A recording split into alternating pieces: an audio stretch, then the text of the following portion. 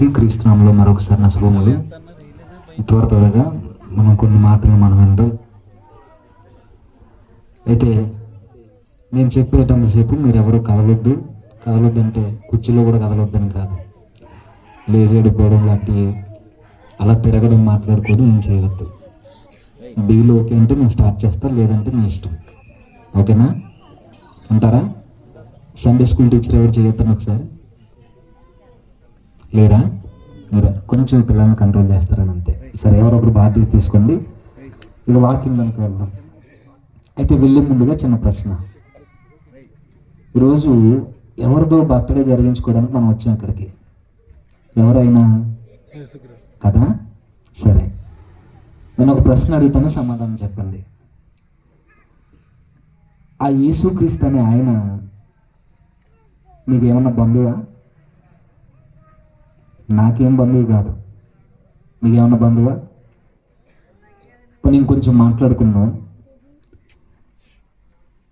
ఆయన పసిబాలుడిగా పుట్టిన ఆయన 2000 సంవత్సరాలు అవుతుంది. ఇప్పటికీ కొంత ప్రజానికి ఆయన మర్చిపోకుండా ప్రతి ఏడాది జ్ఞాపకం చేసుకుంటుంటుంది. అందులో మనం కూడా ఉన్నాం. ఇంచుమించుగా 9 సంవత్సరాల నుండి క్రిస్మస్ జరుగుతుంది.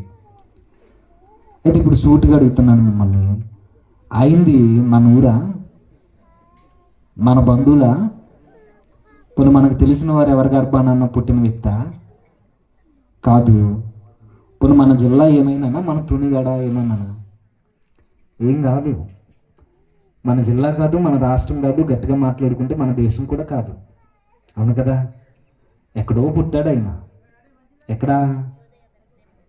అది ఎక్కడుందంటే మనకు తెలియదు, చాలామందికి తెలియదు. నిజానికి ఎక్కడో మన ఖండానికి ఆవల, దేశం కాదు, ఖండం కాదు, మన ఖండానికి ఆవల ఎక్కడో బెత్లెహేం అనే ఒక మారుమూల ప్రాంతంలో, ఒక పల్లెటూరులో, యెరూషలేము భూభాగాన్ని ఆనుకునున్న ఆ ప్రాంతంలో ఒక అబ్బాయి పుడితే, ఆ అబ్బాయి యొక్క జన్మని లేదా బర్త్డేని మనం ఎవ్రీ ఇయర్ మనం జ్ఞాపకం చేసుకుంటున్నాము అని అంటే, మరీ గారికి మీకేమైనా బంధురికాలు ఉన్నాయా? అదే వాళ్ళ అమ్మగారు. ఏం లేవు, కానీ ఎందుకు జ్ఞాపకం చేసుకుంటున్నాం? కేకులు కట్ చేస్తాం, క్యాండిల్ సర్వీస్ చేస్తాం, చక్కగా భోజనాలు పెట్టుకుంటాం, అందరూ కలిసి హ్యాపీ క్రిస్మస్ అంటాం, మేరీ క్రిస్మస్ అంటాం, చాలా ఆనందంగా గడుపుతాం. ఆ అబ్బాయి ఎవరో పుడితే మనం ఎందుకు ఇక్కడ సందడి చేసుకోవడం? ఆలోచించారు ఎప్పుడైనా?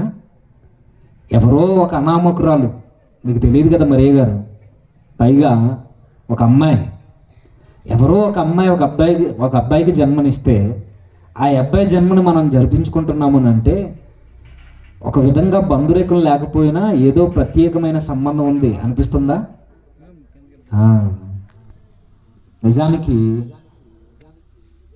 అసలు ఆయనకి మనకున్న సంబంధం ఏంటో మనకు తెలియాలి. తెలియలేదనుకోండి, మీరు కొత్త బట్టలు కొనుక్కుంటారు, నేను కొనుక్కుంటాను, కేక్ కట్ చేసినప్పుడు తల ముక్క తీసుకుని వెళ్ళిపోతాం, భోజనాలు పెడుతున్నారు కాబట్టి తినేసిపోతాం. ఇది కాదు. అసలు ప్రతి ఏడాది మనం జ్ఞాపకం చేసుకుంటున్నామని అంటే అసలు పుట్టిన బాలుడు ఎవరు? ఆ తల్లి ఎవరు? అక్కడ పుట్టిన తర్వాత ఆయనకి మనకున్న కనెక్షన్ ఏంటి? ఒక మనిషి చనిపోతే సంవత్సరం గుర్తుపెట్టుకోవడం చాలా కష్టం, కానీ ఆయన చనిపోయి తిరిగి లేచి వెళ్ళిపోయిన తర్వాత కూడా 2000 సంవత్సరాలు అవుతున్నా మనం ప్రతి ఏడాది జ్ఞాపకం చేసుకున్నాం అంటే ఏదో బలమైన వాడే, ఏదో బలమైన కార్యమే జరిగింది.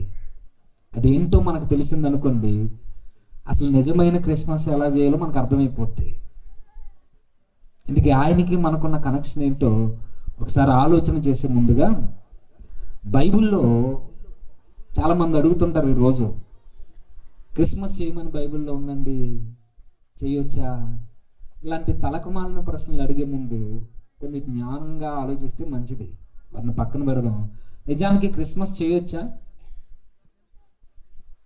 చెయ్యొచ్చో చేయకూడదో చెప్పడానికి నేను రాలేదు, కానీ చేసేవారు ఎలా చేస్తే అర్థవంతంగా ఉంటుందో, చేసేవారు ఎలా చేస్తే దేవునికి నచ్చుద్దో, చేసే మనము, పాల్గొనే మనము ఎలాంటి విలువలతో క్రిస్మస్ చేస్తే ప్రభువుకు నచ్చుద్దో ఒక రోల్ మోడల్ బైబిల్లో ఉన్నారు. వాళ్ళు ఎలా చేశారో క్రిస్మస్ మనకు అర్థమైంది అనుకోండి, మనము కూడా అలానే చేస్తాం. అలా చేయడానికి కారణం ఏంటో కూడా మనకు తెలుస్తుంది.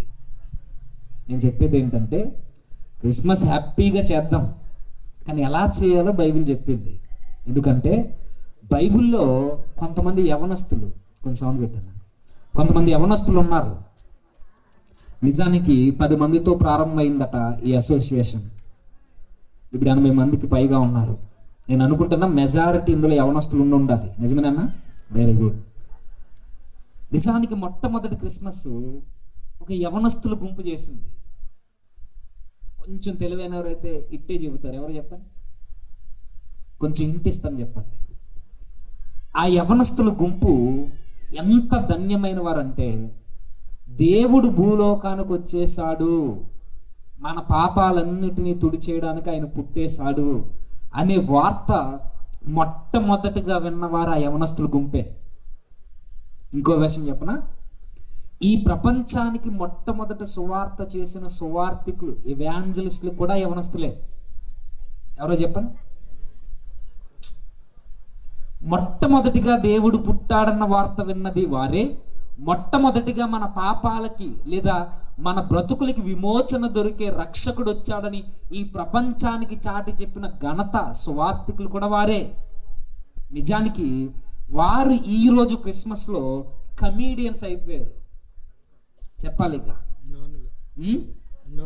Very good. మీకు తెలుసు, గొర్రెల కాపర్లు. మీరు ప్రతి ఏడాది ఏం విన్నారో నాకు తెలియదు, కానీ ఈరోజు మనసు పెట్టి వినండి. నిజమైన క్రిస్మస్లో ఏముంటుందో మనకి ఇక్కడ అర్థమవుతుంది. ఎందుకనంటే మనం ఏం చేసినా ఎవరికి నచ్చాలి? దేవునికి నచ్చాలి. పెద్దలు మనల్ని పొగుడుతారా, ఊరు నిన్ను పొగుడుతుందా, ఇవన్నీ సెకండరీ. మనం ఏం చేసినా, ఇంక్లూడింగ్ పాట పాడినా, కానుకిచ్చినా, క్రిస్మస్ చేసినా, బట్టలు వేసుకున్నా, ఏం చేసినా ఎవరికి నచ్చాలి? దేవునికి నచ్చాలన్న అదే స్టాండింగ్ మీద మీరు ఉంటే వచ్చే ఏడాదికి మీ క్రిస్మస్ దేవునికి నచ్చేదిగా ఉండాలంటే ఇప్పుడు జాగ్రత్తగా వినాలి. వింటారు కదా? Very good. ఎందుకంటున్నానంటే ఈ గొర్రెల కాపర్లు మొట్టమొదటి క్రిస్మస్ చేశారు బైబిల్లో. అయితే వారి దగ్గర కేక్ కటింగ్ లేవు. అలా అని కట్ చేయొద్దని కాదు, అపార్థం చేసుకోవద్దు. వారి దగ్గర క్యారల్స్ లేవు, క్యాండిల్ సర్వీస్ లేవు, కొత్త బట్టలు లేవు. అలాని మీరు కొనుక్కోవద్దని కాదు, మిమ్మల్ని చేయొద్దని కాదు, మీకు అర్థం కావడానికి చెబుతున్నా. మొట్టమొదటి క్రిస్మస్లో ఏముంది అని అంటే, నేను అంటాను, అభాగ్యులైన దీనులైన ఊరి చేత వెలివేయబడినట్టు ఊరవతల పొట్ట కూటి కోసం కష్టపడుతున్న కొన్ని యవ్వన జీవితాలు ఉన్నాయి. వారే గొర్రెల కాపర్లు. ఈ సందర్భం జరుగుతున్నప్పుడు ఎక్కడ జరుగుతుందంటే, ఈ టైంలో దేవదూత వారి మధ్యకి వచ్చింది కదా, వచ్చే టైంకి వీరి జీవితాలు ఎక్కడ గడుపుతున్నారు? పొలముల గట్ల మీద. పొలాల గట్లు అనగానే మనకి 3D ఇమేజ్ లోపల తిరుగుతుంది, మన పొలాలు గుర్తొచ్చి. నిజానికి ఆ పొలాలు కాదు. ఈ పొలాలు ఏ పొలాలు అంటే, అప్పుడప్పుడు పోడు వ్యవసాయం అనేది మీరు విన్నారా? ఇది ఎక్కడ చేస్తారు ఈ వ్యవసాయం? కొండ ప్రాంతాలు. ఇప్పటివరకు వర్షిప్ చేసిన తల్లి ఏలేశ్వరం ప్రాంతం ఉంది కదా, ఆ ప్రాంతాలను దాటి ఇంకా లోపలికి వెళ్ళిపోతే రాజవమ్మంగి అలా లోపలికి పోతే కొండ ప్రాంతాలు మనకు కనబడుతుంటే, ఆ కొండలను ఆనుకుని ఆ కొండల మీద మెట్ట ప్రాంతాల్లో ఈ వ్యవసాయం చేస్తుంటారు.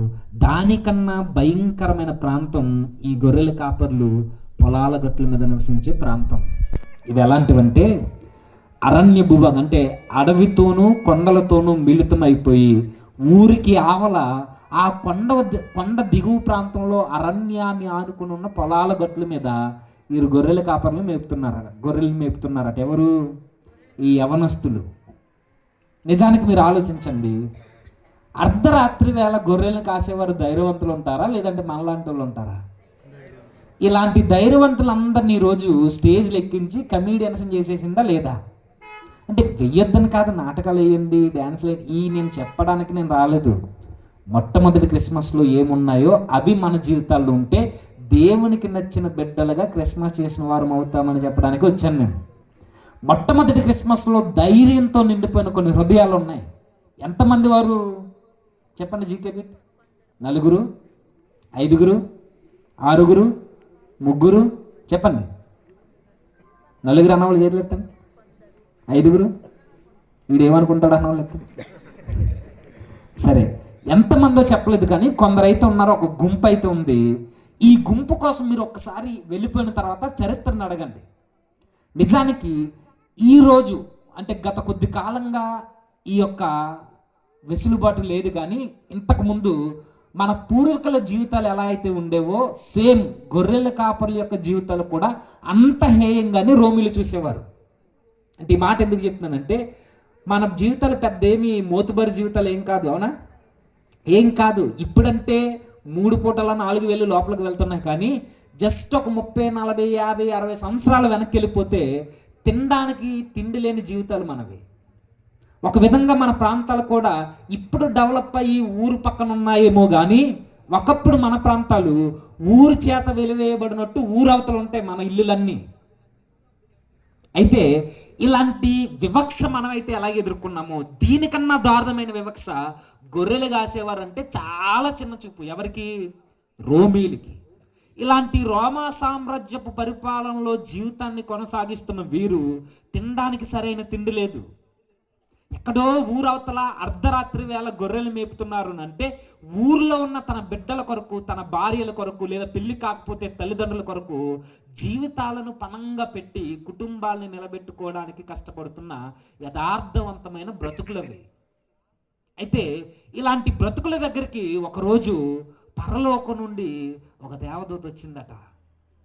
నిజానికి వారికి మనకి పెద్ద వ్యత్యాసం ఏం లేదు, మనం కూడా వివక్షకు గురైన వాళ్ళమే. ఇప్పుడంటే తగ్గింది. చాలా జాతులు చూడండి, ఈ వర్ణ వ్యవస్థ పేరు మీద కులాలుగా విడగొట్టి చాలా వరకు చాలా వివక్ష ఎదుర్కొంది ఈరోజు భారతదేశంలో కొన్ని తెగలు. ఎంత వివక్ష అంటే తినడానికి తిండి కొరకు పొట్టలు కట్టుకుంటే ఆకలేస్తుందంటే ఆ రోజు ఆవుల్లో నుండి వచ్చిన ఆ పేడలో గింజలు అరగక బయటకు వస్తే ఆ గింజల్ని జీతంగా ఇచ్చేవారు మన పూర్వీకులకి. చరిత్ర చదవండి, నేను లేనిది చెప్పట్లేదు. ఒక్కరోజు కడుపు నింపుకోవాలి అని అంటే దొరికిన ఒడ్ల గింజల్ని ఒక అన్నంగా ఉడికించి అన్నాన్ని పక్కన పెట్టి గంజి నీళ్ళు తాగి కడుపులు నింపుకుని అదే అన్నం మెతుకుల్ని వారం రోజుల వరకు ప్రతిరోజు గంజి కాసుకుంటూ ఆరబెట్టుకుంటూ కడుపులు నింపుకునే జీవితాలు ఒక 40-50 సంవత్సరాలు వెనక్కిపోతే. ఇంకా దిగజార్చి మాట్లాడుకోవాలంటే ఇంకొంచెం ముందుకెళ్తే మన పెద్దలు ఎవరైతే ఉన్నారో మన పూర్వీకులు, వారికి అర్థమవుతాయి ఈ మాటలు. మోతుబర్ల ముందు తలపాగా కట్టుకుని నడవడానికి ఆ రోజు అర్హత లేదు, అవకాశం లేదు. ఒకవేళ అంతో కొంత కష్టపడి ఒక చిన్న సైకిల్ మనం కొనుక్కుంటే ఊర్లో పెద్దోళ్ళు కూర్చుంటే సైకిల్ దిగాలి, లుంగీ కిందకి దించాలి, చెప్పులు నెత్తి మీద పెట్టుకోవాలి, నడుచుకుంటూ మౌనంగా తల దించుకుని పోవాలి. ఇంకా ముందుకెళ్ళి మాట్లాడుకోగలిగితే వెనకాల ఒక చీపురు కట్టేవారు, ముమ్ము ఉయ్యకూడదని మనకు ఒక మూతికి ఒక ముంత పెట్టేవారు, దాంట్లోనే ఉయ్యాలని. ఇలాంటి దీనమైన బ్రతుకుల నుండి ఈరోజు మనం ఎంతో కొంత డెవలప్ అయ్యాం. దీనికి కారణం ఏంటో మీకు అర్థమవుద్ది. దీనికన్నా హీనంగా చూడబడుతున్న బ్రతుకులు ఈ గొర్రెల కాపర్లు. ఇలాంటి గొర్రెల కాపర్ల దగ్గరికి ఒకరోజు ఎవరు వచ్చారట? దేవదూత వచ్చిందట. ఇప్పుడు చాలా జాగ్రత్తగా విందాం, ఒకసారి చదువుదామా? ఇందాకే వాక్యపట్నం చదువాం, మరలా జ్ఞాపకం చేసుకుందాం. లూకా సువార్త 2వ అధ్యాయం 8వ వచనం నుంచి. ఆ దేశములో కొందరు గొర్రెల కాపురులు పొలములో ఉండి రాత్రి వేళ తమ మందను కాచుకొనిచుండగా ప్రభు దూత వారి వద్దకు వచ్చి నిలిచెను. ప్రభు మహిమ వారి చుట్టూ ప్రకాశించినందున వారు మిక్కిలి భయపడరి. జాగ్రత్తగా ఆలోచించండి, వీరు ఎక్కడున్నారు? వీళ్ళు పొలాల గట్ల మీద. నిజానికి సందర్భం వచ్చింది కాబట్టి చెప్తున్నాం, ఎందుకంటే కమ్యూనికేషన్ చేసేసారు. నేను చాలా చోట్ల మీటింగ్స్కి వెళ్తుంటాను కదా, నా ముందు కానీ నా తర్వాత కానీ ఆ స్కిట్లు జరుగుతుంటాయి. వేయొద్దని కదా నా ఉద్దేశం. ఒకప్పుడు ఈ స్కిట్లు ఎందుకు వేసేవారంటే అనాగరికులుగా చదువు లేని వారికి చెబితే అర్థం కాదని, వీళ్ళకి ఇప్పుడు గుర్తుండిపోవాలి అని అంటే ఒక నాటకాలుగా ఇలా స్క్రిప్ట్ రెడీ చేసి ప్రభు ఎలా పుట్టాడు, ఇలాంటి పరిస్థితుల్లో వచ్చాడని కొంతమంది మిషనరీలు ఈ నాటకాలను ప్రవేశపెట్టారు, వారికి అర్థమయ్యేలా వివరించి చూపడానికి, ప్రదర్శించి. కానీ రాను రాను అవన్నీ డిస్కో డ్యాన్స్లు అయిపోయినాయి, అది వేరే సంగతి, దాన్ని నేను మాట్లాడను. అయితే ఇలా జరుగుతున్నప్పుడు వీళ్ళని ఒక గుడ్డోని, ఒక నడ్డోని, ఒక చెవిటోని, ఒక మోగోని పెట్టేసి వీళ్ళందరికీ ఒక పెద్దను పెట్టేసి వీళ్ళని కమీడియన్స్ చేశారు కదా. నిజానికి ఈ కమీడియన్స్ చేసిన వాళ్ళందరూ ధైర్యవంతులు అంటే అర్ధరాత్రి 10 అయితే బయటికి రారు, మీసాల మీద నిమ్మకాయలు నిలబెట్టి మగాళ్ళు వస్తారా? అందరూ కాదండు, వస్తారా? పక్కన ఉన్న భార్యను లేపాలి, అప్పటికే భార్యను కొడేస్తాడు తాగేసి వచ్చి బయట గొడవలు ఎట్టుకుని. కొడేసిన తర్వాత వచ్చిన తర్వాత మళ్ళీ ఈవెన్నే లేపుతాడు. ఎప్పుడు 10 దాటితే, కొంతమంది 9 దాటితేనే రారనుకోండి, అది వేరే సంగతి. పోనీ మనమేమన్నా ధైర్యవంతులు అంటే వారి ధైర్యంతో పోల్చుకుంటే ఎప్పుడో 10 సంవత్సరాల నుంచి 20 సంవత్సరాల నుంచి 30 సంవత్సరాల నుంచి ఒకే ఇంట్లో ఉంటాం. అదే ఇంట్లో ఎవ్వరు లేకపోతే 12 గంటల కరెంట్ పోయింది అనుకోండి, కరెంటు పోయి మొబైల్లో ఛార్జింగ్ లేక, ఫ్లాష్ లైట్ లేక, ఏమీ లేక, నీ దగ్గర ఎవ్వరు లేరు, చుట్టుపక్కల ఎవ్వరు లేదు, ఊరంతా నిశ్శబ్దంగా ఉంది, టైం చూస్తే 12, 12:30. ఇలాంటి టైంలో ఓరును వర్షం పడుతుంది, ఈదురుగాళ్ళు కొడుతున్నాయి, కట్టిన ఇలా ఊగింది అనుకోండి, మన మోకాళ్ళు వేసేస్తాం. ఏమో ఎత్తాం లేదా? అలాంటి సమయంలో పెద్ద శబ్దంతో ఊరుము వచ్చింది అనుకోండి, ఇంకా అక్కడతోనే నాకుండా ఆగిపోయింది అనుకోండి, నేను చూసుకుంటాను. అవునా కాదా? మనం ధైర్యవంతులు. మనం ఇంకొంచెం గట్టిగా మాట్లాడుకుంటే, ఇలాంటి వాతావరణంలో కరెంట్ లేదు, ఫోన్ లేదు, గాలేస్తుంది, వర్షం పడుతుంది, పిడుగులు పడేలా ఉరుములు శబ్దాలు వస్తున్నాయి. ఇలాంటి టైంలో అన్నీ నిశ్శబ్దం అయిపోయిన తర్వాత ఒక్కసారిగా పిల్లేడు వినబడ్డది అనుకోండి, మోకాళ్ళు వేసేస్తాం. ప్రభా నువ్వు వచ్చేస్తున్నావా, నన్ను రమ్మంటావా? ఇంత ధైర్యవంతులం మనం. అది కాకుండా చిన్నపిల్లలు ఏడిస్తే ఇంక అయిపోయింది. ఇక మంచం కింద చూస్తాం, బీరు వెనకాల చూస్తాం, ఫ్రిడ్జ్ వెనకాల చూస్తాం, దాహం వేస్తుంది, ఫ్రిడ్జ్ దగ్గరికి వెళ్ళాం. ఇంత ధైర్యవంతులే. నిజానికి వీళ్ళండి ధైర్యవంతులు. గొర్రెల కాపరులు అరణ్య భూభాగంలో కొండ ప్రాంతాల మధ్య ఉన్న పొలాల గట్ల మీద వీళ్ళు మేపుతున్నారంటే ఏదైనా దాడి చేయొచ్చు. విషసర్పాలు కావచ్చు, జంతువులు కావచ్చు, తోడేళ్ళు కావచ్చు, పులులు కావచ్చు, ఏవైనా కావచ్చు. ఇలాంటి క్రూర మృగాల మధ్య వారు జీవనోపాధి కొరకు మోగ జీవులను కాసుకుంటూ బ్రతుకుతున్నారే. నాకు అప్పుడప్పుడు అనిపిస్తుంటుంది, పొరపాటున ఏదో ఒక మృగమో ఏదో ఒక విషసర్పమో వారి మీద దాడి చేస్తే, వారికి ఏదో ఒకటి అయిందనుకోండి, వారు చచ్చిపోయారన్న వార్త ఊళ్ళో చెప్పేసరికి వీళ్ళ శవాలు కుళ్ళు పట్టేస్తాయట. అంత దారుణమైన జీవితాలు అవి. అయితే ఇలాంటి వారి దగ్గరికి ఆ రోజు దేవదూత వచ్చిందట. ఎవరా దేవదూత? వెరీ గుడ్, చెప్పండి కొంచెం గట్టిగా. గాబ్రియల్. గాబ్రియల్ అంటే గాబ్రియల్ అనండి అనకండి. గాబ్రియల్ అంటే ఆ పేరుకి అర్థము బలాఢ్యుడు. ఎందుకు చెప్తున్నానంటే, మనం దేవదూత అనగానే చిన్న అమ్మాయికి వైట్ డ్రెస్ వేసేసి 2 రెక్కలు పెడేసి దయాప్రాప్తురాల, ఈ దేవదూత ఎలా ఊహించుకోకండి. దేవదూత యొక్క క్యాలిబర్ ఏంటో మీకు అర్థం కావాలంటే ఒకసారి పాత నిబంధనలో ఉన్న చరిత్ర అప్పుడప్పుడు బైబిల్ చదివే అలవాటు ఉంటే చదవండి. ఒకరోజు దేవుని పిల్లల్ని చంపేయడానికి అశ్షూరు దండెపాలెం లక్షల మందిని వేసుకుని వస్తే, ఆ రోజు పరలోకం నుండి ఒకే ఒక్క దేవదూత వారు దండులో దిగి ఒకే ఒక్క రోజు, ఒకే ఒక్క రాత్రిలో ఒకే ఒక్క దేవదూత 185,000 మందిని చంపేసింది. ఎవరు? ఒక దేవదూత. ఒక దేవదూత సామాన్యంగా మనుషుల మధ్యకు వస్తే 185,000 మందిని ఒక్క రాత్రిలో చంపేసిందా? చంపేద్ది. అది దాని క్యాలిబర్. ఇది మీకు అర్థమైతే, ఇప్పుడు వచ్చినోడు సామాన్యుడు కాదు, బలాఢ్యుడు, అధికారి, ప్రధాన దేవదూత. ఇలాంటి దేవదూత భూమి మీదకి వచ్చిందంటే ఎంత గంభీరమైన వాతావరణం ఉంటుంది. మృగాల దాడికి ధైర్యంగా నిలబడి గుండెలు ఆ రోజు బిక్కు బిక్కుమంటూ ప్రాణాలు అరచేతులు పెట్టుకుని భయపడిపోయారట ఆ వెలుగును చూసి. ఇప్పుడు చిన్న ప్రశ్న అడుగుతాను, చెప్పండి. వచ్చింది దేవదూత, ఎవరు పంపిస్తే వచ్చింది? దేవుడు పంపిస్తే. ఆ దేవదూత వచ్చినప్పుడు మరొకటి మనకు కనబడుతుంది, దేవుని మహిమ వారి చుట్టూ ప్రకాశించినందున. అంటే దేవుని యొక్క ప్రెజెన్స్ ఆ రోజు అక్కడ ఉంది. అవునా? ఇప్పుడు మిమ్మల్ని అడుగుతున్నాను, దేవుని యొక్క ప్రెజెన్స్ లేదా కొంతసేపు దేవుడు గొర్రెల కాపర్ల యొద్దకు వచ్చాడట. ఈ మాట మీకు ఏమనిపిస్తుంది నాకు తెలియదు.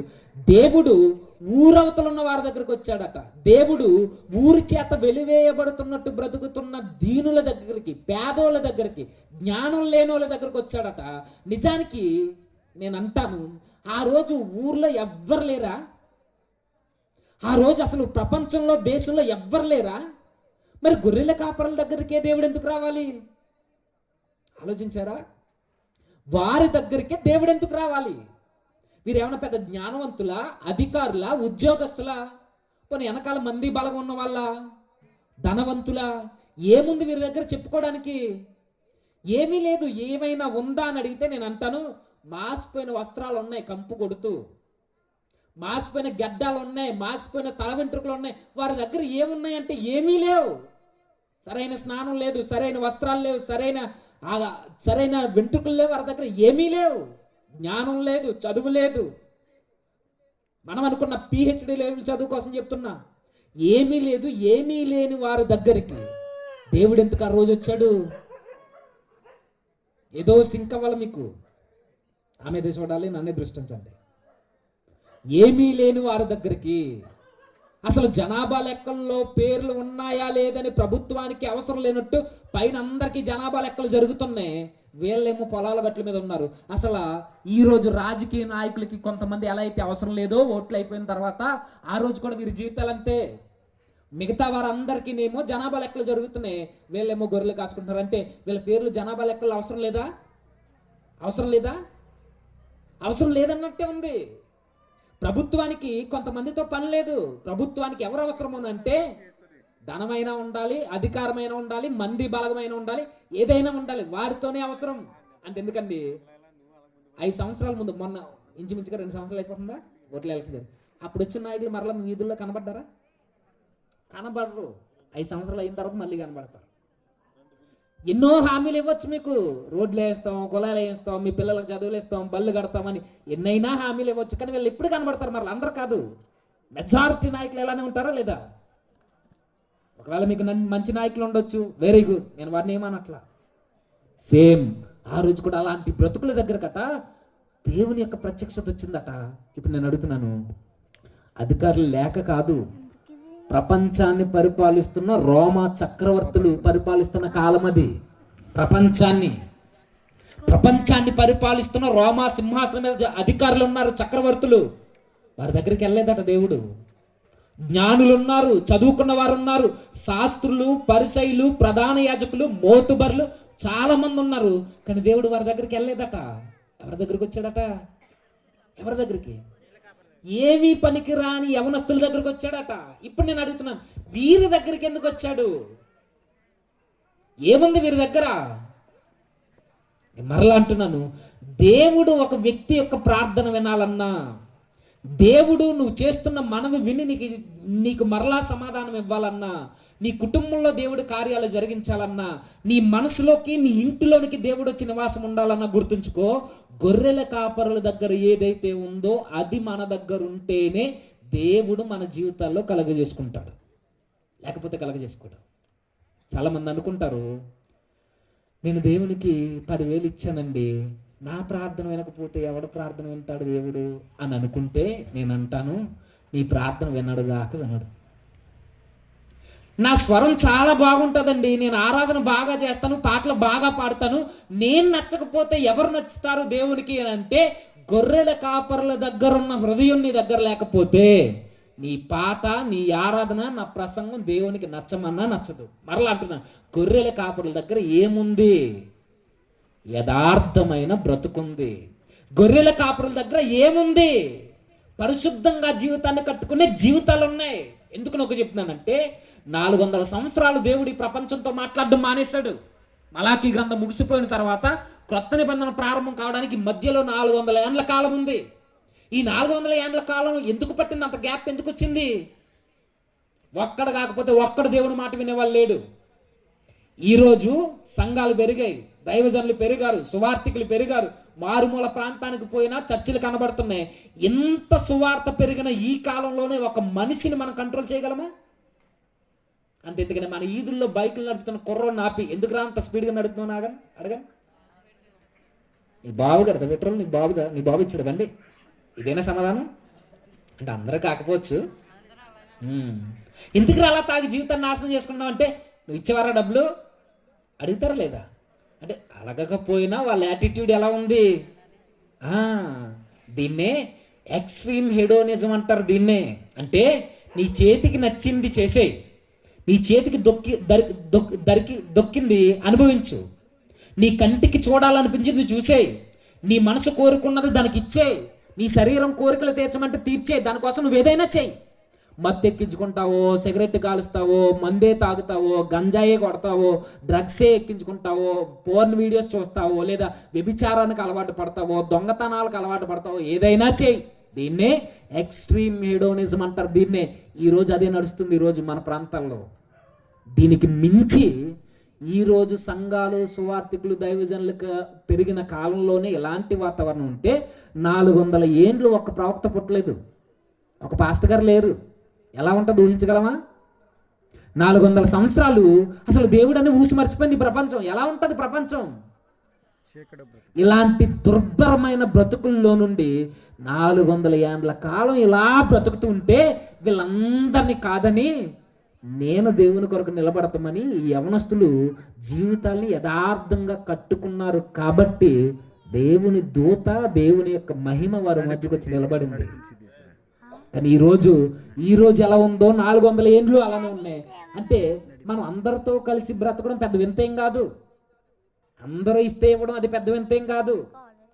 ఎవరు దేవుని పక్షాన నిలబడినా నిలబడకపోయినా, ఎవరు దేవుని పక్షాన మాట్లాడినా మాట్లాడకపోయినా, ఎవరు ఎలా పోయినా నేను నీ కొరకు నిజాయితీగా బ్రతుకుతానని చెడిపోయిన మనుషుల మధ్య, చెడిపోయిన బ్రతుకుల మధ్య ఆ గుంపు, యవనస్తుల గుంపు ఎలా అయితే జీవితాన్ని కట్టుకున్నారో అలానే మనం కూడా జీవితాన్ని కట్టుకుంటే అప్పుడు నువ్వు 10 రూపాయల కానుక దేవునికి నచ్చుద్ది. మన జీవితాలు బాగోకుండా నేను చెప్తున్నాను, నన్నే పెట్టుకుని నా జీవితం బాగోకుండా నేను ఎన్ని పాటలు పాడినా అది దేవునికి వినసొంపుగా ఉండదు. నేను ఎన్ని ప్రసంగాలు చేయని, బల్లగుద్ది ప్రసంగాలు చేయని దేవునికి నచ్చదు. నువ్వెంత కానికివ్వు, నేను ఎంత కానికివ్వని దేవునికి నచ్చదు. ఎప్పుడు నచ్చుద్ది? ఎప్పుడు? గొర్రెల కాపర్ల వలె ఈ యవనస్తుల వలె లోకమంతా చెడిపోయినా, ఒకవేళ నీ ఊరంతా చెడిపోయినా, నీ చుట్టూ ఆనుకున్న నీ బంధువర్గం అంతా చెడిపోయినా, వారిలో వెలుగుతున్న దీపంలో నువ్వు ఒక్కడివే జీవితాన్ని కట్టుకుంటే అప్పుడు నువ్వేదైనా చేయి, దేవునికి నచ్చుద్ది. ఇలా ఉన్నారు కాబట్టే ఆ రోజు గొర్రెల కాపర్ల దగ్గరికి వచ్చింది దేవదూత. అలా జ్ఞాపకం చేస్తున్నాను, మన జీవితాల్లో కార్యాలు జరగాలి అని అంటే, దేవుని యొక్క సర్వాతీత శక్తి మన జీవితంలో ప్రవహించాలి అని అంటే ఒకే ఒక సూత్రం: యథార్థంగా, పరిశుద్ధంగా, విలువలు కలిగి ప్రభు అన్న ఆజ్ఞానుసారంగా జీవితాలను కట్టుకుంటే దేవునికి నచ్చుతాం. ఇలాంటి జీవితాల దగ్గరికి దేవుడు వచ్చాడట. వచ్చి ఆ రోజు మాట్లాడుతున్నాడు. ఇవన్నీ ఇప్పుడు చదువుతాం. ప్రభు దూత వారి ఎద్దకు వచ్చి నిలిచెను. ప్రభు మహిమ వారి చుట్టూ ప్రకాశించినందున వారు మిక్కిలి భయపడిరి. అయితే ఆ దూత, భయపడకుడి, ఇదిగో ప్రజలందరికీ కలగబోవు మహా సంతోషకరమైన సువార్తమానము నేను మీకు తెలియజేస్తున్నాను. దావీదు పట్టణం మందు నేరు రక్షకుడు. ఇప్పుడు దేవదూత వచ్చింది, వర్తమానం చెప్పేసిన తర్వాత మరలా పరలోక సైన్య సమూహం అంతా, మీకు వివరిస్తున్నాను, టైం లేదు కాబట్టి, పరలోక సైన్య సమూహం అంతా ఆ రోజు కనబడి, ఆ రోజు మరలా కీర్తన పాడి దేవుణ్ణి మహిమపరిచి ఆ రోజు గొర్రెల కాపర్లు కనబడిందట. ఒకసారి ఊహించుకోండి. ఆ రోజు చిమ్మ చీకటి వేళ అర్ధరాత్రుల్లో భయంతో నిండిపోయి ఒక్క దేవదూతను చూసి భయపడిపోతున్న ఈ హృదయాల దగ్గరికి పరలోక సైన్య సమూహం అంతా వారి కళ్ళ ముందు కనబడి గాన ప్రతిగానాలు చేస్తూ సర్వోన్నతమైన స్థలములలో దేవుడికి మహిమ అని కీర్తనలు పాడుతూ మహిమపరుస్తున్న ఆ దృశ్యాన్ని చూస్తున్న ఈ కన్నులు ఎంత ధన్యకరమైనవో అనిపించట్లేదా?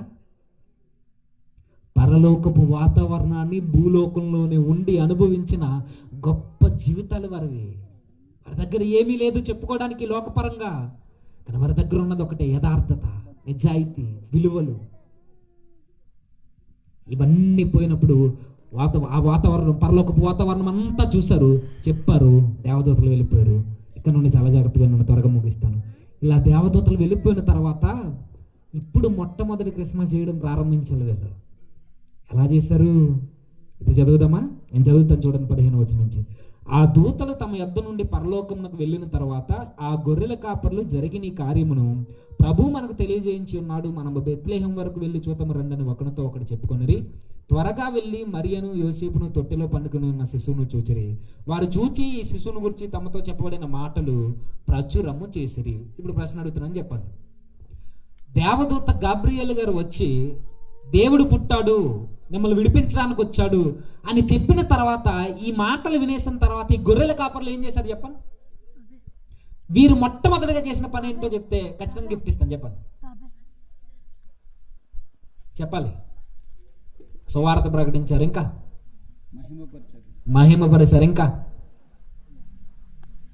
టైం లేదు, ఇక నేనే చెప్తాను. ఇక గొర్రెల కాపర్లు మొట్టమొదటిగా చేసిన పని ఏంటంటే, ఆ ఉన్న గుంపు ఒకరితో ఒకడు డిస్కషన్ చేశారట. ఇందా నేను లేని చెప్తున్నానా?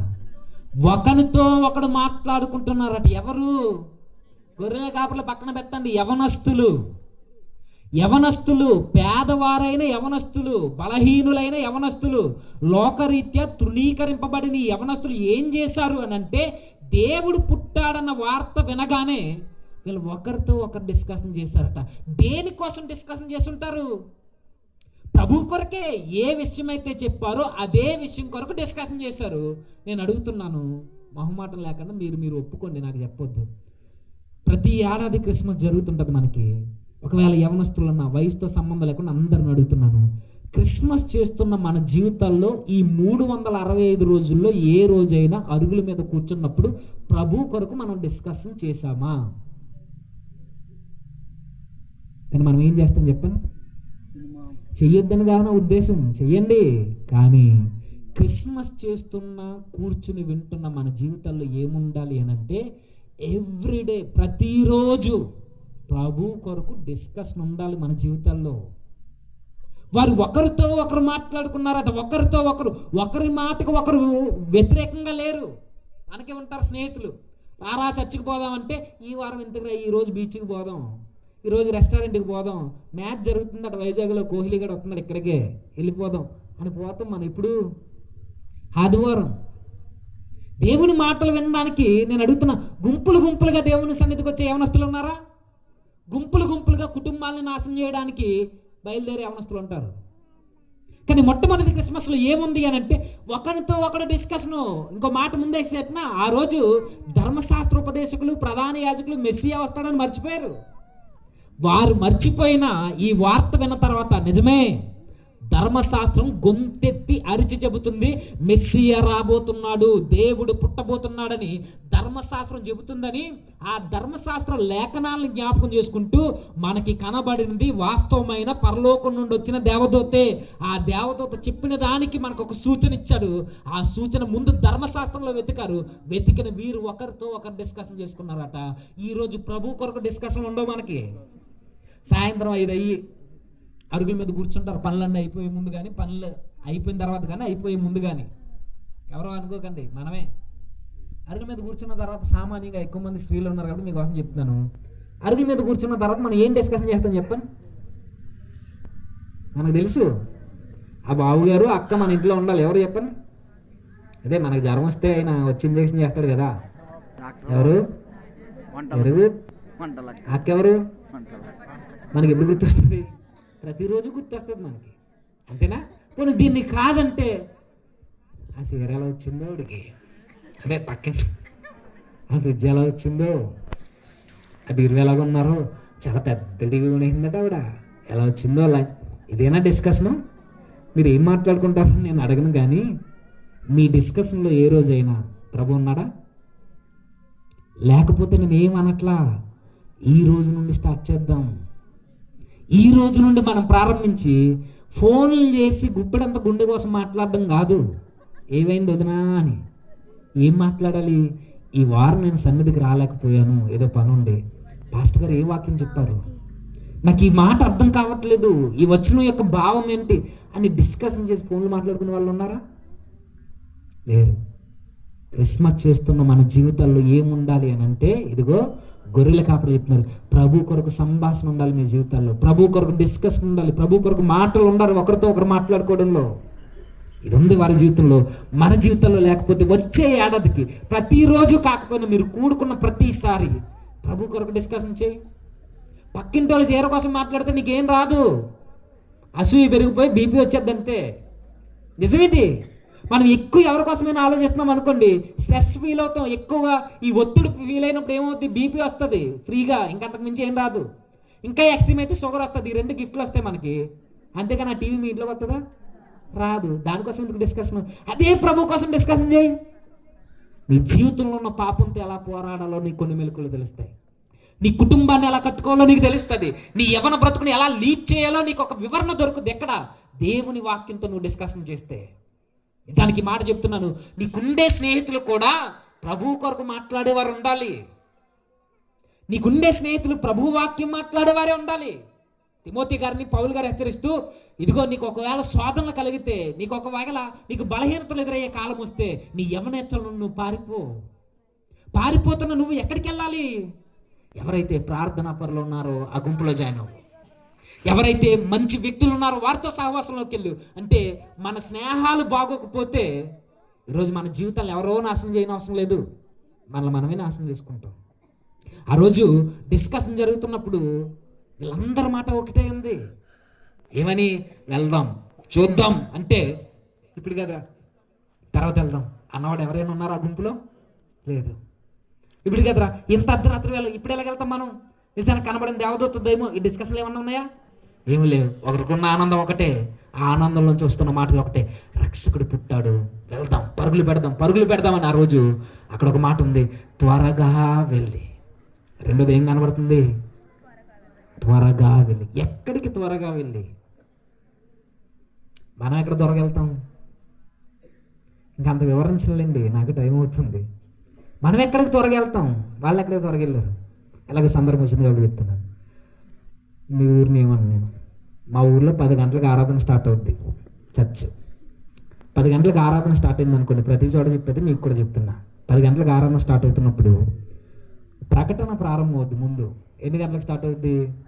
మా ఊర్లో అయితే 6 గంటలకే స్టార్ట్ అవుద్ది. ఏమని? ఒక స్వరం వినపడుతుంది, ఎప్పుడు మారదు. అది, ప్రియమైన దేవుని సంగమా, ఈరోజు ఆదివారం కనుక మీ పనులను, చెప్పండి, ఎక్కడైనా ప్రపంచం అంతా ఇదే సౌండ్, చెప్పండి, త్వరగా ముగించుకుని, ఇంకా నెక్స్ట్ మీకు తెలుసు.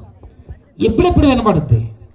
6 గంటలకు స్టార్ట్ అవుతున్న ఈ ప్రకటన 6 గంటలకి, 7 గంటలకి, 8 గంటలకి, సండే స్కూల్ మధ్యలో 8:30కి, మరలా 9 గంటలకి, 9:30, 11:10, 10 అయిపోయిందా?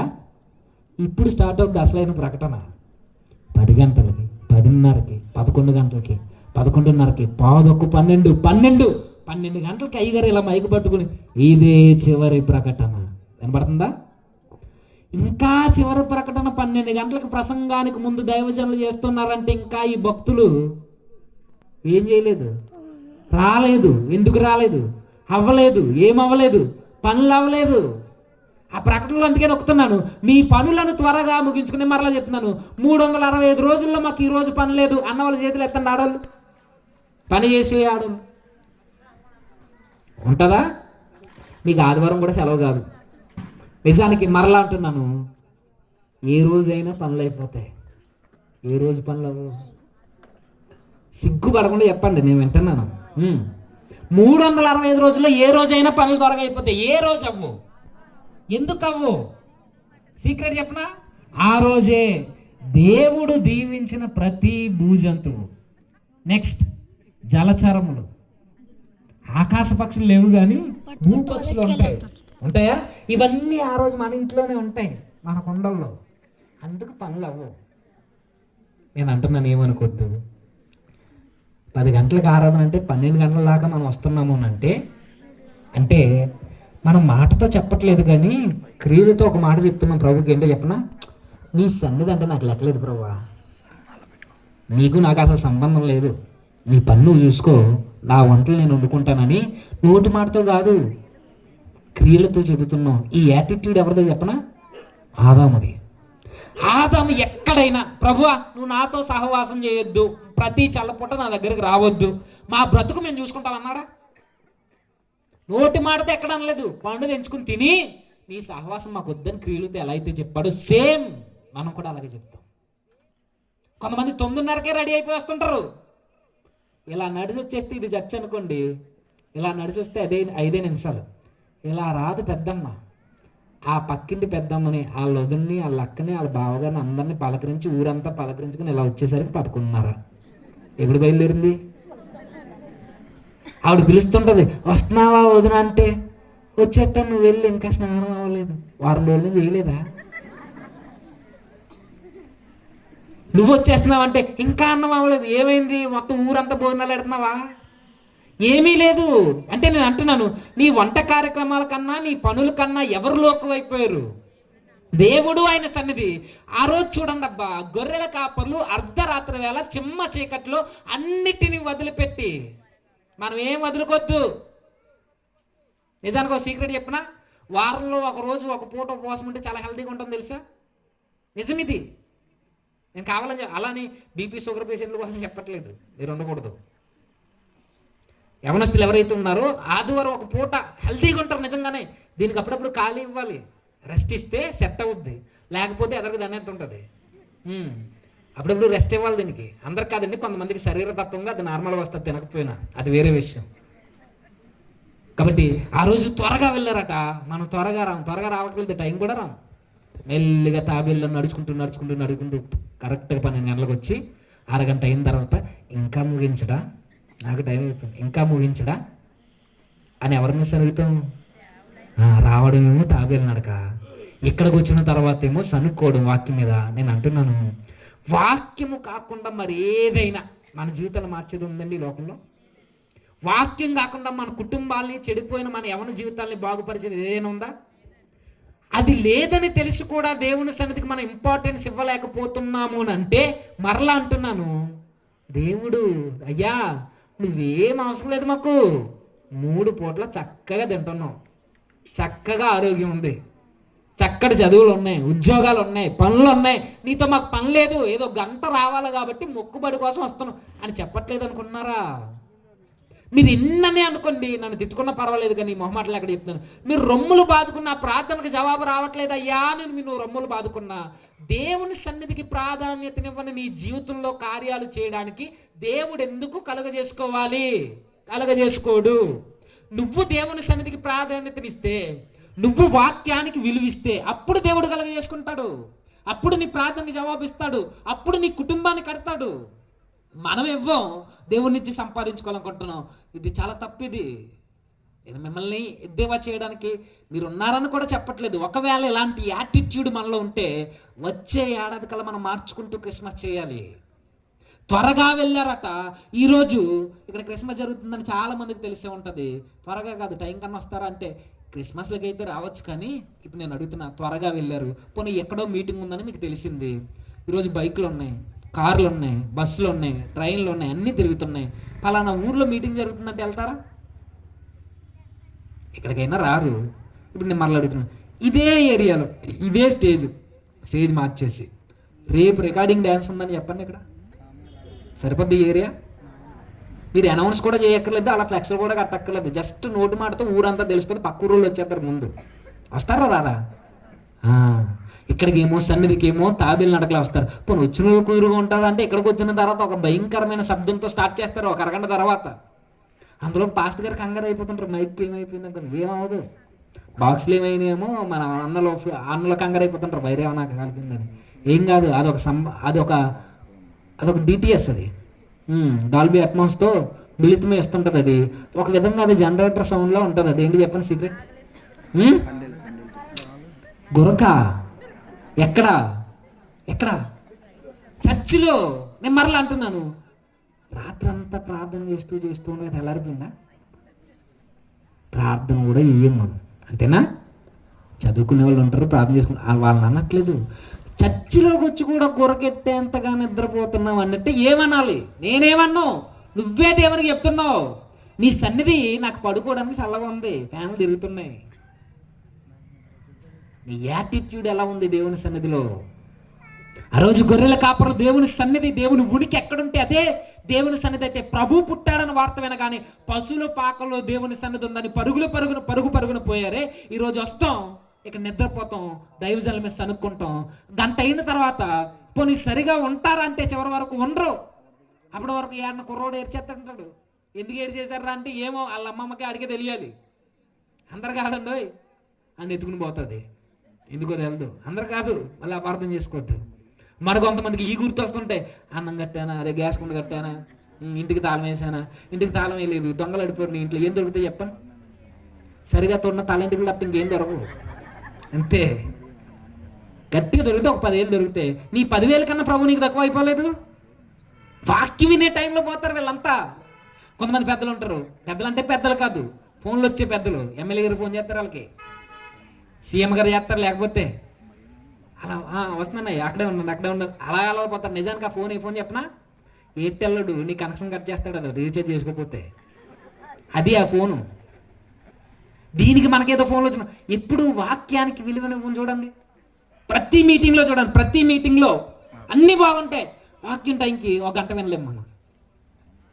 కానీ ఇక్కడ మీరు చాలా బాగా వింటున్నారు. మీరు ధన్యులు, దేవుడు మిమ్మల్ని దీవిస్తాడు. ఇంకా ముగించేస్తాను లేండి, ఇంకా అంటే మీరు తిట్టుకోకుండా ఉంటారు అని. 10 నిమిషాలు వినగలరు కదా, నాకు ఇచ్చిన టైం అయిపోయింది, వినగలరు కదా? ఓకేనా? ఓకే. ఎక్కడున్నా మనం సన్నిధికి వస్తారంటే వీళ్ళు రారు, ఇంక త్వరగా వెళ్ళిపోతాం.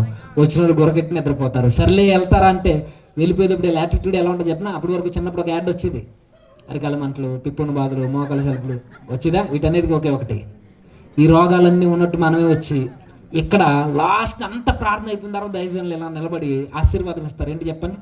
మన తండ్రి అయిన దేవుని ప్రేమ, చెప్పండి గట్టిగా, కుమారుడైన యేసుక్రీస్తు వారి కృప, పరిశుద్ధాత్మ దేవుని యొక్క అన్యోన్య సహవాసం ఇప్పుడు ఎల్లప్పుడు మనందరికీ తోడే ఉండి నడిపించునుగాక.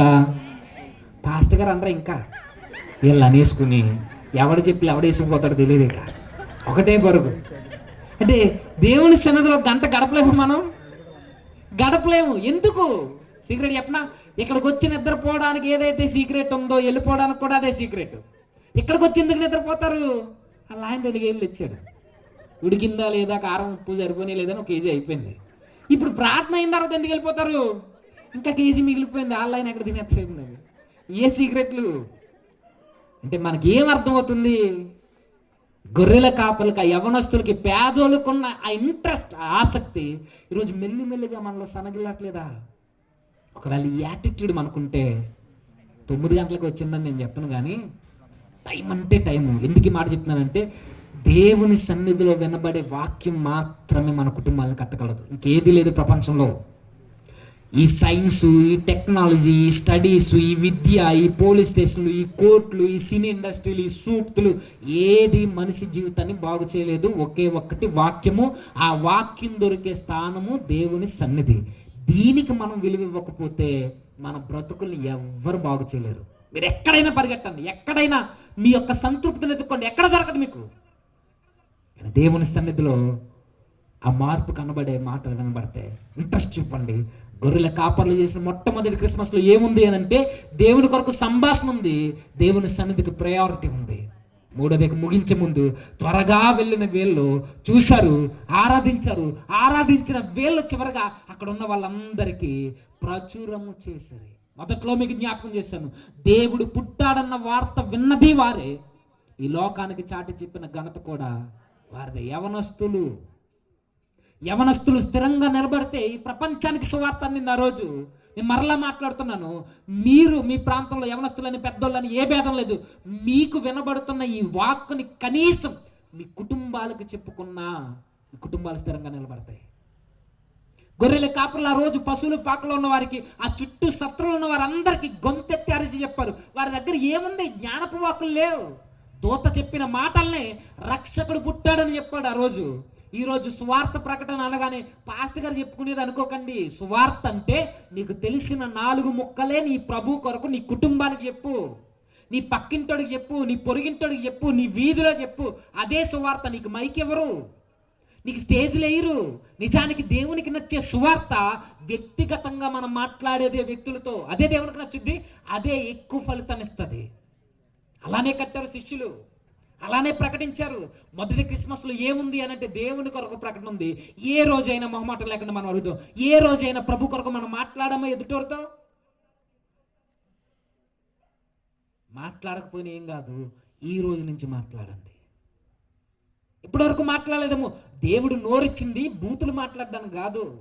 దేవుడు నోరిచ్చింది మనం తినడానికి మాత్రమే కాదు, సరస్వక్తులు మాట్లాడుకోవడానికి కాదు, డబుల్ మీనింగ్ డైలాగులు వేసుకుని ఎదుటోని నొప్పించి మనం నవ్వుకోవడానికి కాదు. ఈరోజు యవనస్తులు ఒక బూతు లేకపోతే, పైన ఒక బూతు కింద ఒక బూతు లేకపోతే మధ్యలో ఏం చెప్పాలో తెలియట్లేదు వాళ్ళకి. అలా అయిపోయి హృదయం అంతా బూతులతో నిండిపోయింది. దేవుడు నోరిచ్చింది బూతులు మాట్లాడడానిక, గొడవలాడడానిక? ఇలా వాక్యాన్ని వింటాం, బైబిల్ చేత పట్టుకుని వెళ్ళిపోతాం. ఇలా చచ్చవగానే నీ శత్రువు నీకు ఎదురు వచ్చేస్తుంటే బైబిల్ ఉంది కాబట్టి బతుకుపోయా ఉంటాం మనం. ఇంటికాడ ఇటు రాని అని ఇలా కచ్చదే పెడతాం. ఇది లేకపోతే ముత్యాలు బయటకు వస్తాయి. దేవుడు నోరిచ్చింది ప్రభు కొరకు మాట్లాడడానికి. నేను మిమ్మల్ని ఏం అనట్లేదు, ప్రభువే చెప్తున్నాడు. ఇప్పటి వరకు మనం మాట్లాడకపోతే ప్రభు కొరకు నీకు తెలిసిన 4 ముక్కలే, సిగ్గుపడకుండా ప్రభుని కొరకు ఏం చేశాడో అదే 4 ముక్కలు. నీ కొడుకు మారట్లేదని గుండెలు బాదుకుంటున్నావే, దానికి కారణం నువ్వే. ఆ వాక్యాన్ని చెప్పక ఇప్పుడు చూడండి, మనం ప్రార్థనకు రావడం చూసుకుంటాం, మనం సన్నిధికి రావడం, మన పాటలు పాడేయడం, మనం కానుకిచ్చేయడం, మనమే వస్తాం తప్ప మనతో పాటు మన పిల్లలు వెంట పెట్టుకుని వస్తామా? ఇదే ప్రధానమైన కారణం ఈరోజు యవనస్తులు చెడిపోవడానికి. తల్లిదండ్రులే, మీరే మీ పిల్లలకి వాక్యాన్ని చెబితే ఈరోజు మనం ఏడవలసిన పని లేదు. ఇక్కడ చాలామంది ఉండొచ్చు, నిద్రపోతున్న ప్రతి కన్ను వెనకాల ఉండే బాధ ఏంటో చెప్పనా? నా తదనంతరం నా కొడుకు ఏమైపోతాడో, నా కూతురు ఏమైపోతాడో అని చాలామంది బాధపడి ఉండొచ్చు. దానికి కారణం ఎవరో కాదు, మీకు తెలిసిన ప్రభువుని మీ పిల్లలకు చెప్పకపోవడం. జాగ్రత్త. ఇప్పుడు ముగించే ముందు జీవితాలను కట్టుకున్నారు, ప్రభు కొరకు మాట్లాడారు, ప్రభు కొరకు పరుగులు పెట్టారు, సన్నిధికి వెళ్ళారు. వీళ్ళకింత కంగారు లేదు, క్షమించండి, వీళ్ళకింత ఆసక్తి, వీళ్ళకింత ఆనందం, అర్ధరాత్రి వేళ పారిపోవాల్సినంత ఆ పరిస్థితి ఎందుకు వచ్చింది? ఎందుకు వీళ్ళు ఇంతలా నిలబడలేకపోతున్నారు? ఎందుకు ప్రకటించాలి వీళ్ళు? వాళ్ళకి వినబడిన మాట చిన్నది కాదు. ఏం విన్నారు వాళ్ళు? ఏం విన్నారు? దేవదూత ఏం చెప్పింది?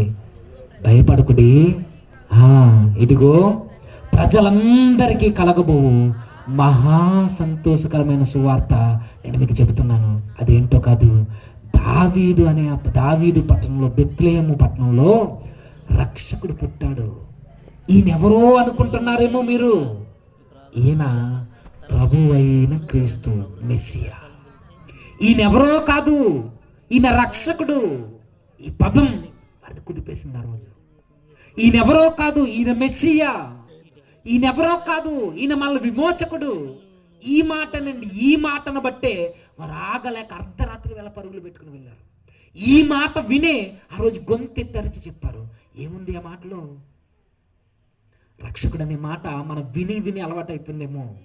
ఈ రక్షకుడు అనే మాట అర్థం మీకు తెలియాలంటే, పాత నిబంధనలో పోలీస్ డిపార్ట్మెంట్లో కీర్తన రాశారు.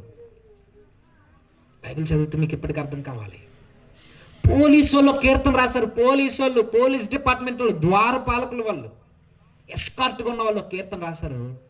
మరెవరో కాదు, కోరాహు కుమారులు. ఆ కీర్తనలు ఏమంటారో తెలుసా? మీరు ఇంటికి వెళ్ళక చదవండి, 49వ కీర్తన అది. ఆ మాట ఎందుకు వీరిని ఎంత విపరీతంగా పరుగులు పెట్టించిందంటే, వారు చెబుతారు ఏమనంటే, సర్వలోక నివాసులారా, మీరందరూ ఏకముగా కూడి నేను చెప్పే మాటలు వినడానికి చెవియక్కండి. సామాన్యులేమి, సామంతులేమి, ధనికులేమి, దరిద్రులేమి, వాటెవర్,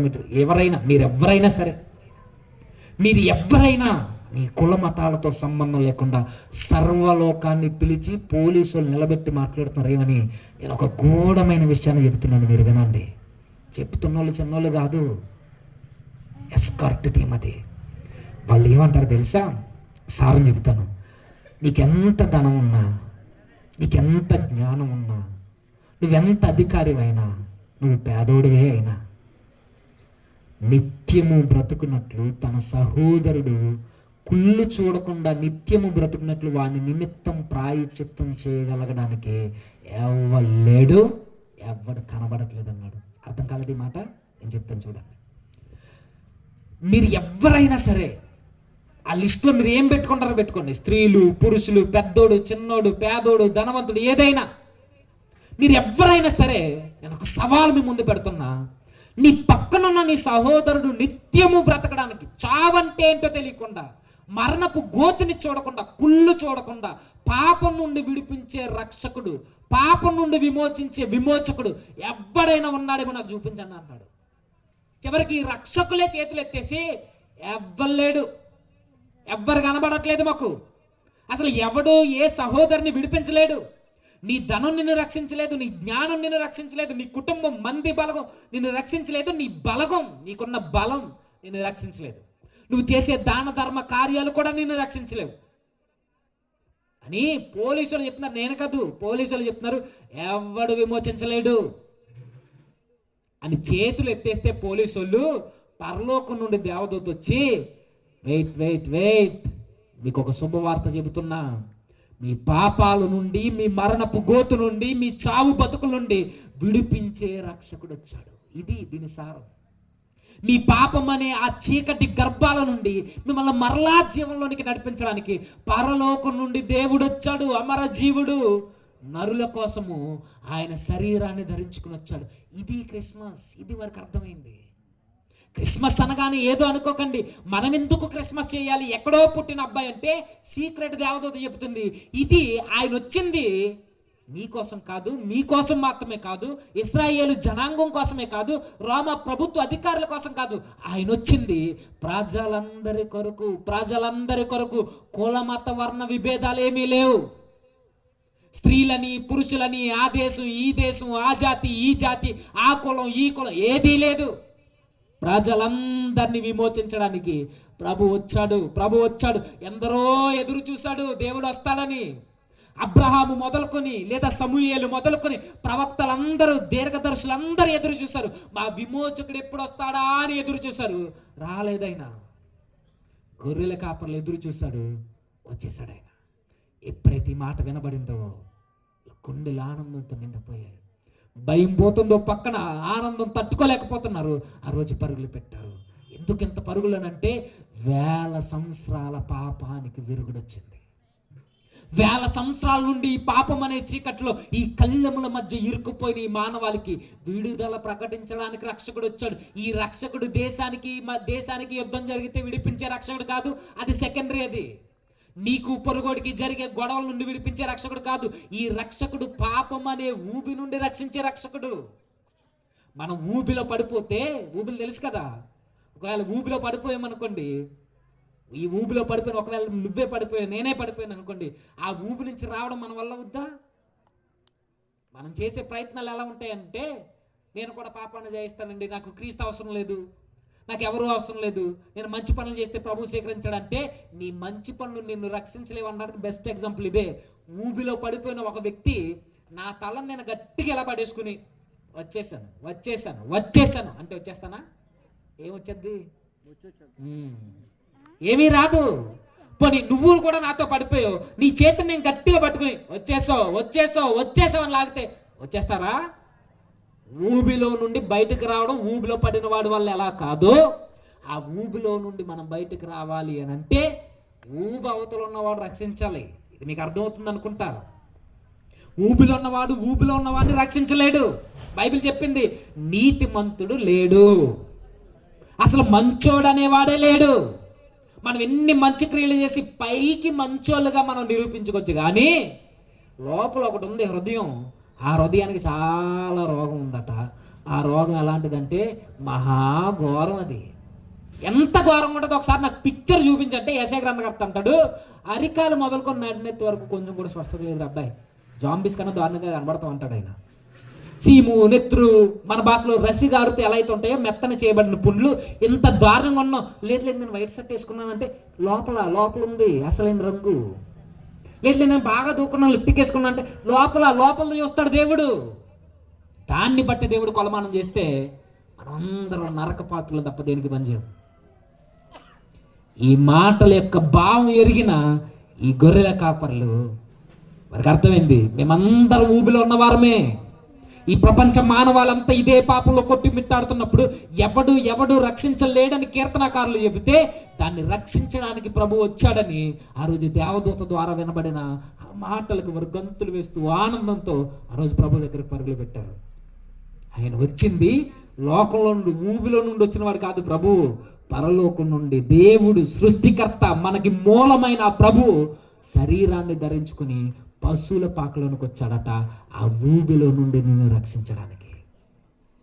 పాత కీర్తనలో కొన్ని మాటలు ఉంటాయి, క్రిస్మస్ కోయిలు దాంట్లో మీరు ఎంతమంది ఉన్నారు, ఏ పాట పాడినేసే అన్న పాట ఉంటుంది కదా, అందులో ఏమంటారు తెలుసా, ఇది పశువుల పాకనే మనం అనుకుంటున్నాం, కానీ ఈ పశువుల పాక పాపంతో నిండిపోయిన లోకమని నువ్వు చూడగలవా? పశువుల పాక అంటే పశువుల పాక కాదది. ప్రభు వచ్చింది పాపంతో నిండిపోయిన సత్రంలోనికి వచ్చాడట. ఆ రోజు పశువుల తొట్టిలో పరుండ పెట్టబడ్డాడే. పశువుల తొట్టి అంటే ఏదో అనుకోకండి, ఆ పశువుల తొట్టి ఏదో కాదు, అది పాపపు ఊయలది. కల్మసంతో నిండిపోయిన పాపపు పడకలవి. ఇది పాపిష్టి లోకం అంటది పశువుల పాకని. ఆ పొత్తిగుడ్డలతో చుట్టబడ్డారంటారే, ఆ పొత్తిగుడ్డలు ఏవో కాదు, అవి నా మరణ పాసములు అంటాడైనా. ఆయన చుట్టుకున్నది మరణ పాసములు. అది ఎవరిదో అనుకోకండి, నీది నాది. ఆయనే రాకపోతే ఏం జరుగుద్దో గొర్రెల కాపులకు అర్థమయ్యి ఆ రోజు క్రిస్మస్ చేశారు. ఆయనే రాకపోతే ఏమొద్దో కూడా మనం తెలియకుండానే జాయిన్ అయితే ఈరోజు గుర్తుంచుకోండి, క్రిస్మస్ చేయండి. కానీ ప్రభు ఎందుకు వచ్చాడో ఒకసారి జ్ఞాపకం చేసుకో. ఆయన ఎందుకు నరరూపిగా మన మధ్యకి రావాల్సి వచ్చిందో ఒకసారి జ్ఞాపకం చేసుకో. ఆయన ఎందుకు శరీరాన్ని దాల్చాడు, ఎందుకు సిలువనెక్కాడు, ఎందుకు పశువుల పాకలోనికి వచ్చాడు. నిజానికి మన రక్షణ సిలువలోనే ప్రారంభం కాలేదు. మన రక్షణ కృపకి ద్వారాలు ఆయన పశువుల తొట్టెలో పరుండబెట్టబడక మునిపే తల్లి కౌగిలిలో ఉన్నప్పుడే ఆయన మొట్టమొదటిగా తీసుకున్న ఊపిరితోనే కృప యొక్క ద్వారాలు తెరవబడ్డాయి. అది క్రిస్మస్. అది ఆయన మొట్టమొదటిగా తీర్చుకున్న ఆ ఊపిరితోనే మన పాపములన్నీ ఆయన మీద మోపబడుతున్నాయి. తల్లి కౌగిలిలో ఉన్నప్పుడే కృపకి ద్వారాలు తెరబడ్డాయి. కాబట్టే ఈరోజు ఎంత దర్జాగా కూర్చొని మనం బ్రతుకుతున్నాం. ఇలా బ్రతుకుతున్నాం. మనం చేయాల్సింది ఏంటో తెలుసా?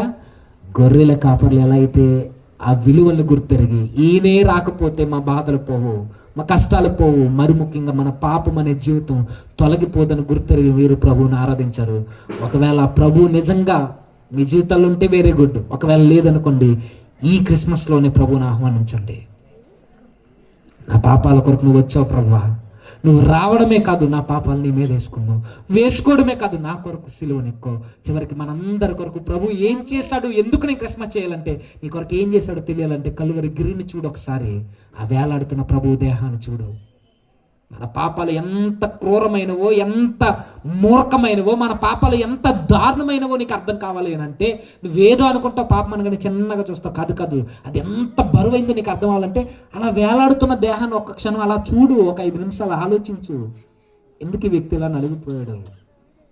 నువ్వు రహస్యంగా చేసే ఆ ఘోరమైన క్రియలు ఎంత దారుణమైనో నీకు తెలియాలంటే చూడు, నిదానించి చూడు. చూస్తే నీకు ఒకటి అర్థమవుద్ది. ఆ సిలువను చూస్తున్నప్పుడు, ఆ ఫోటోను చూస్తున్నప్పుడే నీకు అర్థమవుద్ది. యేసుక్రీస్తు వారి యొక్క మోకాలు ఇలా కొంచెం ముందు కొంగున్నట్టుగా కనబడతాయి. గమనించారా? ఎందుకు వేశారు అలా సిలువ? స్టైల్గా ఉండడానికి కాదు. నేను ఊపిరి తీసుకోవాలంటే నాకు ఒక ఆకర్షణ ఉండాలి, నేను నిలబడాలి, లేదా కూర్చోవాలి, లేదా పడుకోవాలి, ఏదో ఒకటి చేస్తేనే నాకు ఊపిరి అందుద్ది, మీకు ఊపిరి అందుద్ది. గాల్లోకి ఎగురు ఊపిరి తీసుకోగలమా? మన బరువు దేని మీద అయినా ఆంచి ఉంచితేనే మనకు ఊపిరి అందుద్ది. ఇది మీకు అర్థమైతే ప్రభు యొక్క దేహం ఆ రోజు ఊపిరి తీసుకోవాలంటే ఆయన మేకుల మీద తన బరువునంతా ఇలా తన్ని, చేతులు ఎలా బిగించి ఆ కాళ్ళు నిటారుగా వస్తే అప్పుడు ఊపిరి అందుద్ది. రోమీలు అందుకే అలా సిలువేస్తారు. ఒకసారి చదవండి ఖాళీగా ఉన్నప్పుడు ఎప్పుడైనా. ఎందుకు ఇలా మోకాళ్ళు ఎదరికి పెట్టేస్తారంటే వెంటనే చచ్చిపోకూడదు. ఊపిరి ఆడక గాలంతగా చచ్చిపోవాలి సిలువ మీద ఉన్న వ్యక్తి. అలానే ప్రభువుని వేస్తే మన ప్రభువు మన పాపాల కొరకు ఆ రోజు ఎలా చచ్చిపోయాడని అడిగితే, చరిత్ర చదివితే మీకు అర్థమవుద్ది. ఆయన ఊపిరి తీసుకోలేక, మేకుని తన్నలేక, ఆ రోజు చేతులు బిగించలేక, నిలువుగా రాలేక 3 గంటలు ఆయన ఆకాశానికి భూమికి మధ్య ఊపిరి తీసుకోవడానికి ఊగేసినట్టు ఆడుతూ గుండాలు చచ్చిపోయాడు ఆయన. బీపీ లెవెల్స్ పెరిగిపోయి, ఊపిరి అందకపోతే బీపీ లెవెల్స్ పెరిగిపోతే, బీపీ లెవెల్స్ పెరిగిపోతే బ్రెయిన్ డెడ్ అవుద్ది. నెక్స్ట్ వెంటనే గుండె ఆగిపోద్ది. మన ప్రభు గుండె ఆగిపోయి, ఊపిరి ఆడక, గొంతెండిపోయి ఎగూపిరి వచ్చి చచ్చిపోయాడు. కారణం ఆయన చేసిన పాపాలు కాదు, నీ నా పాపాలు, నీ నా రోత జీవితం ఎలా భయంకరమైందో చూస్తే అక్కడ అర్థమవుద్ది మనకి. అందుకొచ్చాడు ప్రభు, తీసుకున్నాడు సిలువ మీద మనందరికీ పాపక్షమాపణ ఇచ్చాడు, శిక్షను కొట్టివేశాడు. అయితే ఎవరైతే ఆయన రక్తాన్ని స్వీకరిస్తారో, ఎవరైతే ఆయన సిలువను ఆశ్రయిస్తారో వారికే ఈ క్షమాపణ దొరుకుతుంది. అందరి పాపాల కొరకు చిందించాడు రక్తం. కానీ ఆ పాప క్షమాపణ ఎవరు పొందుకుంటారు అని అంటే, ఎవరైతే ఆయన సిలువ త్యాగాన్ని స్వీకరిస్తారో వారికే రక్షణ. ఒకవేళ ఇప్పటికీ రక్షణ లేకపోతే ప్రభు యొక్క పాదాల దగ్గరికి రండి. మీకున్న బలహీనతతోనే దేవుని సన్నిధికి రండి. దేవుడు మీ జీవితాన్ని మారుస్తాడు. పాపాలు విడిచి రావడం అంటే మన వల్ల కాదు, పాపాలతోనే వస్తాం. ప్రభు దగ్గరికి వచ్చిన తర్వాత పాపాలను విడిచిపెడతాం. అలా జరగాలి అని అంటే ఈ ఏడాది క్రిస్మస్ చేస్తున్నాం మనం. వచ్చే ఏడాదికి కొంతమందికి వాక్యాన్ని ప్రకటించాలి, దేవుని సన్నిధికి ఇంపార్టెన్స్ ఇవ్వాలి, గొర్రెల కాపరి వాళ్ళు ప్రతిరోజు వాక్యాన్ని డిస్కషన్ చేయాలి. ఒకవేళ బాప్తిస్మం లేకపోతే గొర్రెల కాపరి ఎవరైతే వారు ఎలా అయితే, ఆ యవనస్తులు ఎలా అయితే వెంటనే ఉత్సాహంతో, ఆనందంతో గంతులు వేస్తూ ప్రభు సన్నిధికి వెళ్ళి మనసును సమర్పించారో, మనం కూడా ప్రభువుకి మన జీవితాన్ని సమర్పిస్తే దేవుడు మన జీవితంలో గొప్ప అద్భుతాలు చేస్తాడు. ఇలా జరగాలంటే ఒకే ఒక సూత్రం, యవ్వనస్తుల వాళ్ళ జీవితాన్ని భద్రంగా కట్టుకుని ప్రభువుకి హృదయంలో స్థానం ఇవ్వాలి. ఈ క్రిస్మస్లో దేవుడు అడిగేది ఒకటే, నీ ధనము, నీ వస్త్రాలు, నీ వెండి ఇవేమీ కాదు, వీటన్నిటికన్నా ముందు నీ హృదయాన్ని అడుగుతున్నాడు. నీ హృదయంలో ఒకవేళ ఇప్పటికే ప్రభు ఉండి పాపం చేస్తుంటే ఇప్పటికి మించిపోయిందే లేదు, ప్రభుని అడుగు. ఇప్పటి వరకు తెలుసో తెలియక చేశాను ప్రభు, నా నోటంట బూతులు మాట్లాడాను, నా నోటంట చేయకూడని మాటలు మాట్లాడాను, తాగకూడనివన్నీ తాగాను, నీకు ఇష్టం లేనివన్నీ చేశాను. ఈరోజు నువ్వన్నీ వదులుకుంటున్నావు, నువ్వు నా జీవితంలోకి వస్తావంటే పశువుల పాకలోనికి, తొట్టెలోనికి, ఈ లోకానికి శిలువ మీదకి వచ్చిన ప్రభు నీ జీవితంలో వెనక రాడా? ఖచ్చితంగా వస్తాడు. ఆయన వచ్చిన తర్వాత అప్పుడు చేస్తావు, అప్పుడు చేయి, కేక్ కటింగ్ చేయి. అప్పుడు నీ జీవితం మధురంగా ఉంటుంది, కేక్ ఇంకా అదిరిపోద్ది. అప్పుడు క్యాండిల్ సర్వీస్ చేయి. అంటే ఇప్పుడు